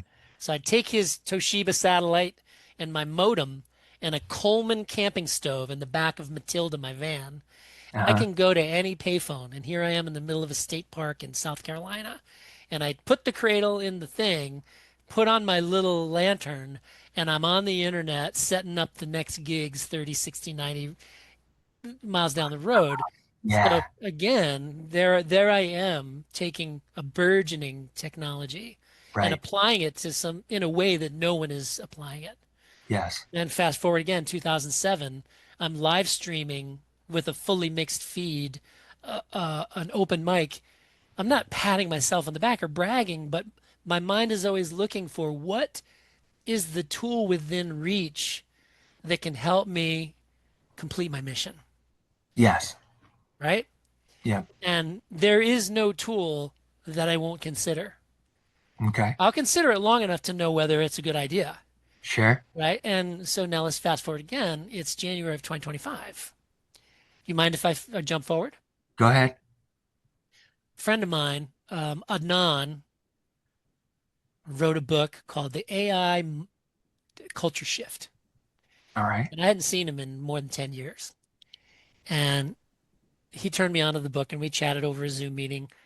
And he said, "Have you heard about, these music production tools? I wrote a song for my daughter the other day. He's got a little cute little girl."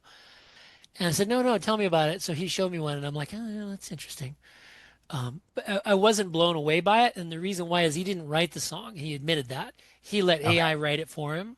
But the novelty of him being able to go from zero to a finished song to give to his daughter and make her smile and Yeah. delight her. Yeah. Okay, I'm here again. I'm staring at a tulip, right? I'm Yep. staring at a tulip. I'm going, here's a tool that I need to look at.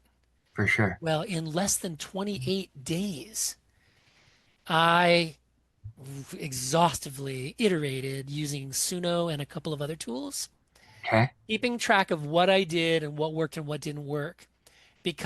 And I wrote all the songs. The songs are all written 30, 40 years ago. So I Yeah. didn't have to get crappy lyrics from AI. Right. Right. I'm Right. already Right. really good at that. Yep. What I had to do is figure out my mission is these songs that I would never record myself because they're My voice is the wrong voice.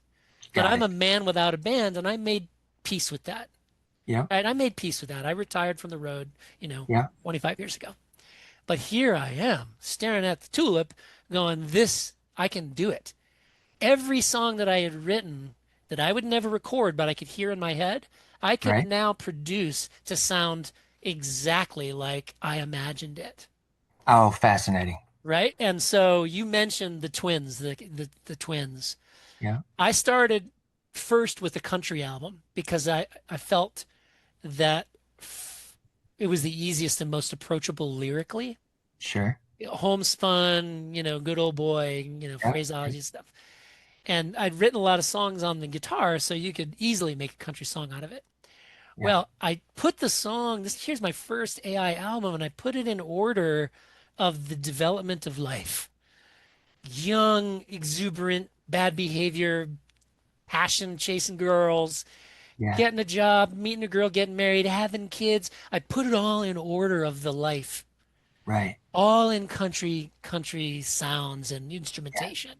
And when Yes. I listened to this album, I'm like, this is short form storytelling turned into long form storytelling. Mm. I remember my fondest albums from my sister's collection. She's 7 years older than me, were Yeah. albums made to be context.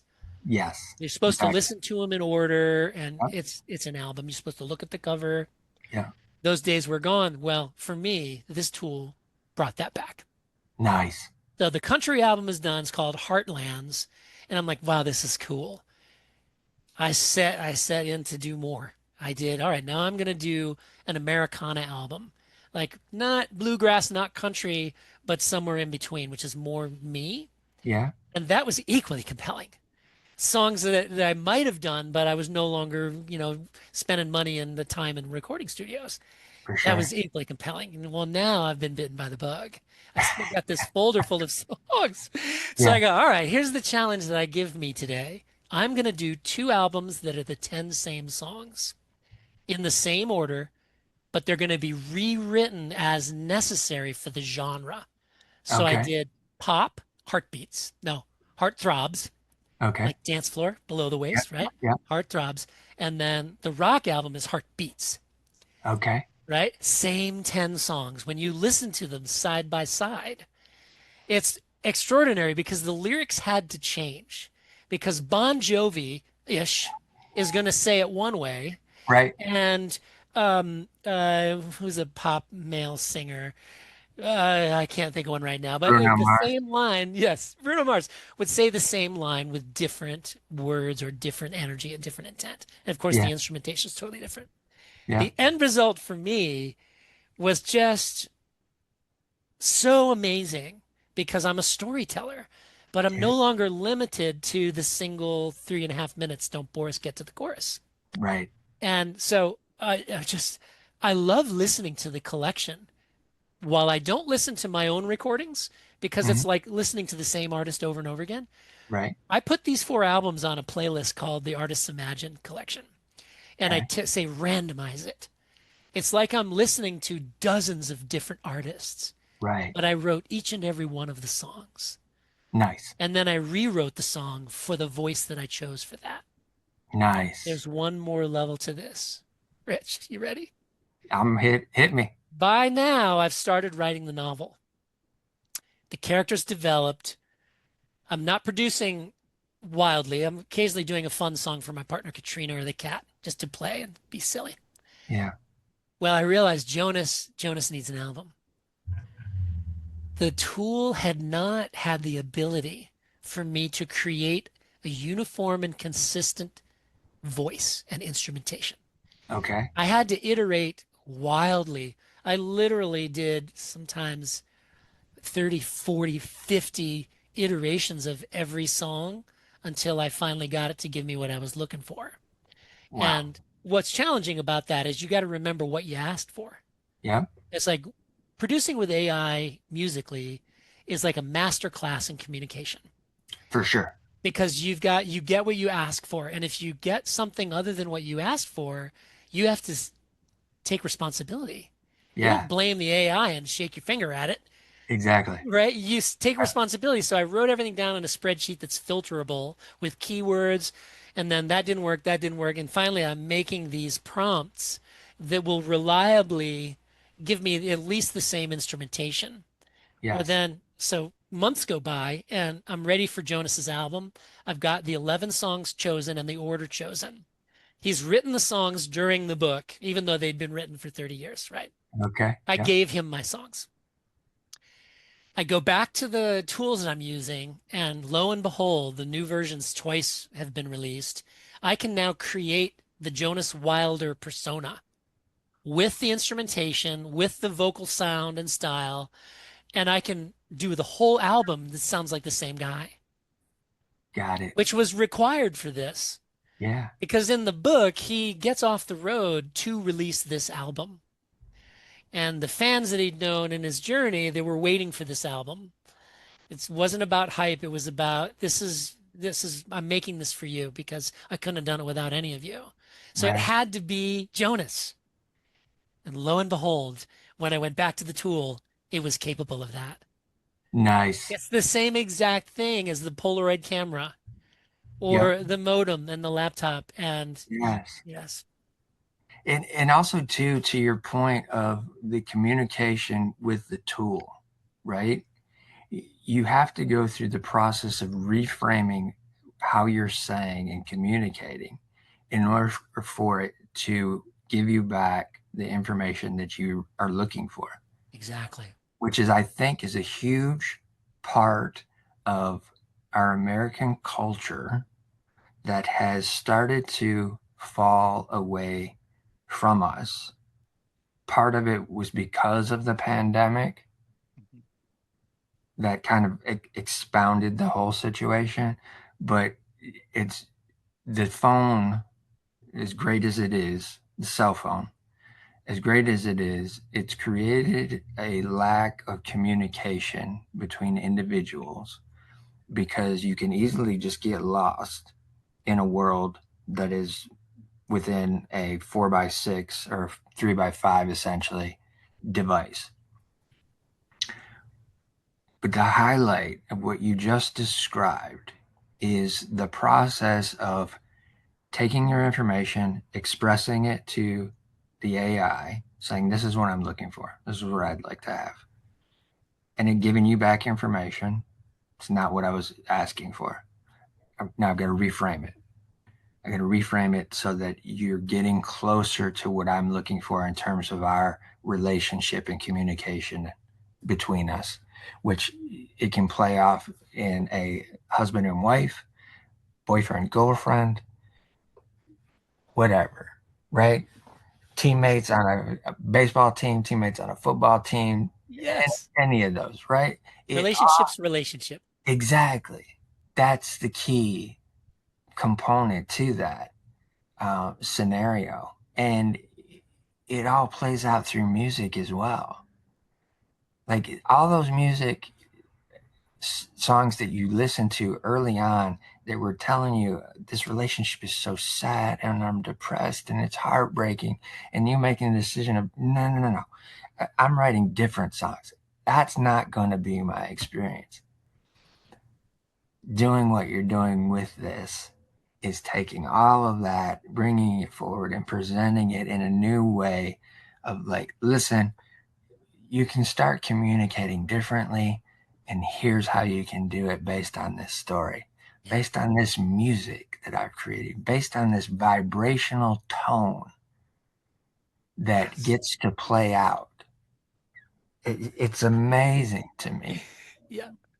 It's amazing. And I hope that the audience, at any point in time, whoever listens to this episode, whoever watches this episode, can glean some of that golden flake that is in this storyline, Mhm. because it's there. It, Yeah. if we're looking back at 1940s, 1930s, when everybody's out in California sifting through a riverbed trying to get those golden Nugget of flakes, gold. Yeah. right?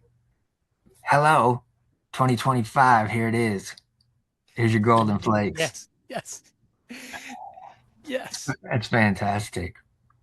with the realization of having these abilities to expand on everything that you've done up to this point from a creative standpoint. And I'm looking at this from the perspective of one of the things that as creatives we're really paying attention to with AI is what the Copyright Office is willing to accept.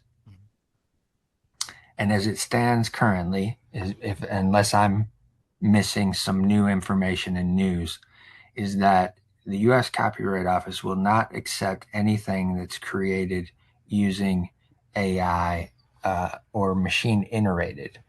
But where I see that there's a component in what you're doing that still is allowing what essentially a creative would want to have in terms of intellectual property is the fact that all of those songs were already written. Yeah, and So, copyrighted, yeah.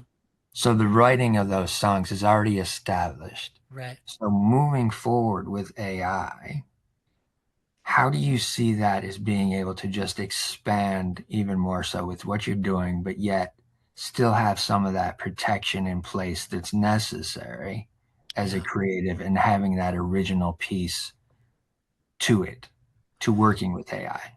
Yeah, that's a great question. And I want to preface my answer with making it clear that my need for protection could Okay. is likely to be very different than a person who is truly trying to make a big market with whatever Yes, creative they're doing. for sure. Right. So, Different mission. right. I'm not that concerned about that. For me, it's the contextualness, the ecosystem of creativeness that I've created. Yeah. There's the early days of the writing, the early recordings, then there's the novel, then there's the album from the novel, and now there's the nonprofit that's going to breed a new generation of creators that follow the same model that Jonas Wilder and Mark Firehammer followed, which Yes. creating not to distract or entertain, but to awaken curiosity and stimulate thought. Yeah. That's the only thing that I care about. Worrying about protection for me would get in the way of making that happen. Okay. And I've always felt that the best copyright is to release it. Record it, publish it everywhere, and if someone tries to say it's theirs, you just point to the date, and the Copyright Office will always err toward the person with the proof. Yes. Yeah. Highlight moment again.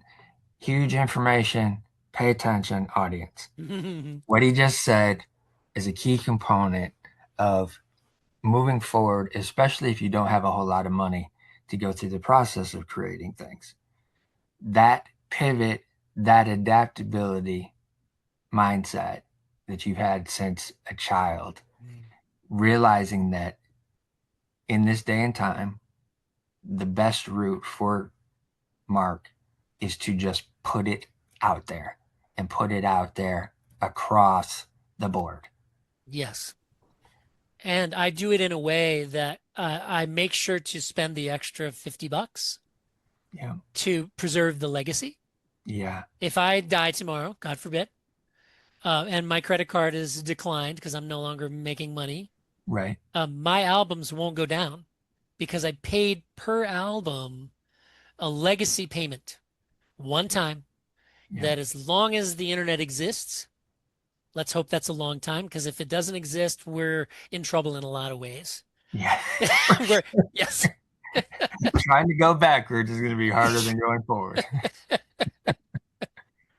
So yeah, the legacy is important to me. All I've ever cared about is making a difference in at least one person's life from moment to moment. And if what I've done can ripple out, like the man with his family in South Carolina and the generations of theirs are affected as well Yeah. by my butterfly wings. You know, I flapped my butterfly wings in Yeah. 1999 and changed their lives. And we can all do that. For sure. For sure. Let's talk about the nonprofit, the Creative Humanity Alliance. What was the idea for it, and what is the mission? Yeah, the idea it's actually born in the book. That's Okay. one of the clever things, I'm going to say so, about my book is that it goes from allegorical fiction in the final chapter of part four, it goes into real life. Okay. Jonas releases the album in the book, but if you go online and say play Songs in the Key of Return by Jonas Wilder, there it is in real life. So Yeah. what's real? What is fiction? What is, right? Yeah. Creative Humanity Alliance is created by four characters at the end of the book. And the mission is inspired by what Jonas did with that album, which was create something that could remind an unsuspecting listener of something that they've forgotten, something universal, their humanity, and the Right. truth that we are all connected to each other, even if all you see are the differences. Yeah. That was why it was born. But the structure of it now is a completely democratized, multi-generational, collaborative experience where we're just getting started. We literally was born 3 days ago. Okay. Yeah, it's very fresh. We're going to raise as much money as we can and gather together generations of makers. We call them makers. Yeah. And we're going to have projects that we decide on democratically, and that everybody's going to contribute to a piece or pieces or an exhibit of pieces or a performance that accomplishes this particular awakening Okay. of maybe someone will get it, maybe they won't, but we're going to make it for the purpose of at least one person that sees it is going to go, oh, Right. I hadn't thought of that. Yeah. And so right now there's only 5 things in what we call the pantry, and I've created all of them. Okay. But they're all examples of different ways to approach creating to awaken and to inspire curiosity. And now imagine 10 people, Right. and then 100, Right. and then 1,000 in every country in the world, all Okay. collaborating through our platform. We're raising millions of dollars. I don't think it'll be hard at all to raise a bunch of money. Okay. And not only are we going to create stuff that does more than distract and entertain, but we're going to create an opportunity for creatives like myself and Jonas that wasn't interested in being famous to Yeah. have their creation a part of something that really matters to humanity. Yeah. And we'll be able to find ways for them to be compensated as well. Okay. Part of the big part of the vision is to raise the, $2 or $3 million per location, get real estate donated, build Alliance buildings. There'll be a performance space, black box theater, dormitories for 10 to 20 artists to do artist in residence. We pay for room and board.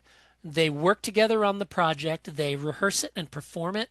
We broadcast it. We record it and distribute it online. The idea is create a whole ecosystem of creative media production that Yeah. is democratized and for betterment, not for just entertainment and profits. Love that. Love that. It's so needed. So needed right now. Mm, Um, the remembrance of humanity, mm, remembering that we are human, we are connected. We're not we're not separated by somebody's words right. or somebody's description of us or um, somebody's point of view of who we are without even having a conversation to actually know who we are, Right. as we talked about earlier on in the Yeah. conversation. Yeah. Um, this is amazing that this is going to be possible.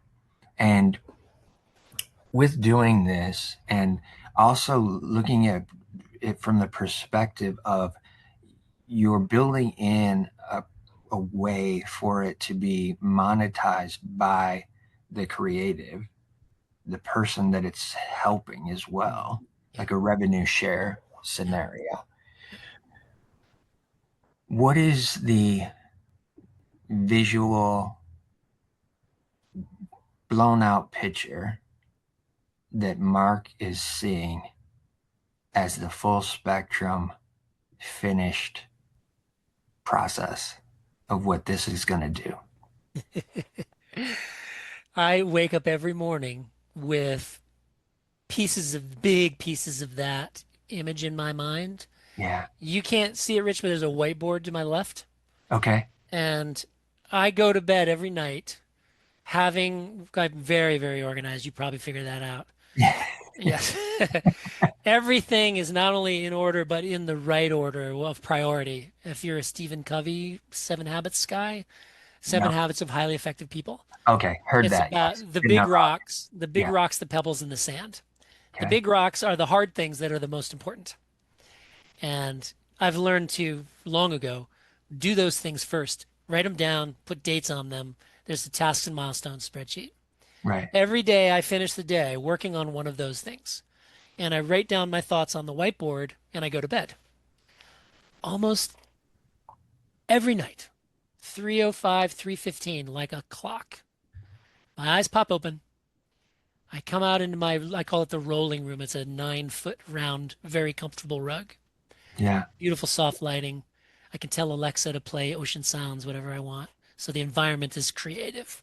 Yeah. And I bring to my awareness what was in my dream state before my eyes popped open. Because my brain is saying, I've got something for you. Yes. So I lay there for 5 minutes or 40 minutes, however long it takes, and I'll get up. I'm 4 steps away from that rug. I'll get up and in the wee hours write down everything on the board within the context of the big rock that I took to bed with me. Right. Right. So to answer your question, the big picture is as we build out the team, we need more board members, Okay. education background, legal background, um, uh, artists themselves, retired and young and old alike, all Yes. perspectives. That builds out the judicial and advisory board. But then there's a B level of board, which is all artists, every modality. And I can list 9 of the modalities: painting, poetry, songwriting, Yeah. sculpting, Yeah. all of it. Okay. Yeah. And then we put the cohorts together that want to work on a specific idea Mhm. broadly. We say, okay, your job is to collaborate. We're going to give you the environment and the collaborative documentation. Yeah. We have systems that we're putting together. Yeah. You work together remotely. If you're in the same place, that's fine too, whatever works for you. Short term, it's going to be remote until we build one of these buildings. Yeah. They collaborate, the board monitors the progress, and everybody votes on whether or not they're going in the direction that the group decided to go in. They execute on whatever it is they're working on, and then we spend money to find ways to place it Okay. in a museum, in a Broadway show, in a television and movies, whatever. That's why Yeah. we need lawyers.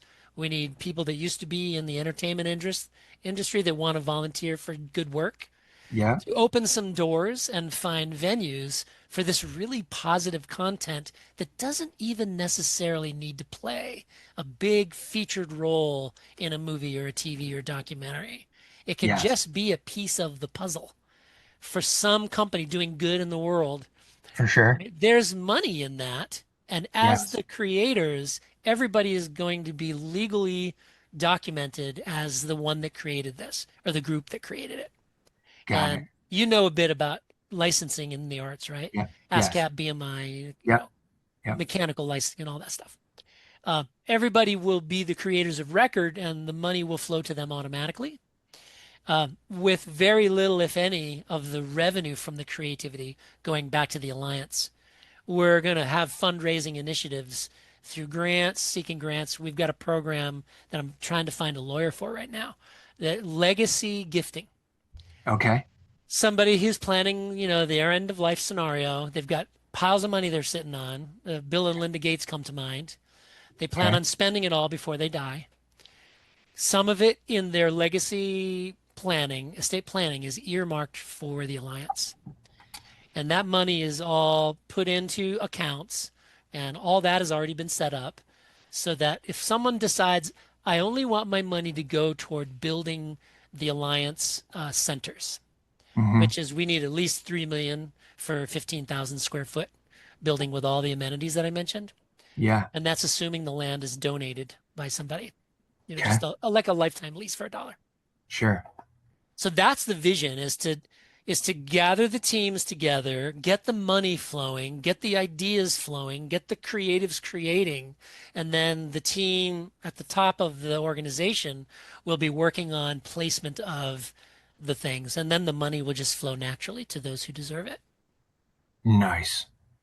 I know it's a big picture that might make your head spin a little bit. No, it ain't making my head spin. Good. It's making my head go.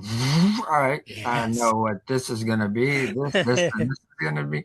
Um, Maybe for the audience, but what I would like to maybe just reframe it for them is it's an opportunity to be a part of a creative endeavor that is going to be um, human centric, artist centric, and with the intent of doing good and being heart centered as well. And making sure that at each touch point and each avenue that um, the organization lands on, it's going to be with the full intention of doing something good within that area and that environment. And to be a part of that is a bigger part of a human experience, I believe. And Imagine especially, the relationships. Just oh, yeah, imagine, yeah, right? exactly. It's phenomenal. And this is what I believe that art, creativity, all forms of it, has the capacity to do for the human environment is to completely change it, to shift mindsets, to shift hearts, to release and let go of depressive, anxiety ridden states within us and create a new form of healing that just wraps around the earth over and over. Yeah. Right on. I like the way you said it better. Thank you. Thank you. But all the meat and potatoes is right there with you in the way that it is. This has been an amazing conversation, Mark. I I truly agree. appreciate you being here, Yeah. sharing your story, sharing your journey, um, allowing me to highlight different things for the audience. Um, One of the things that I always want to remind the audience of at each end of each one of these episodes is to listen to your heart, but also be kind to your mind. Yes.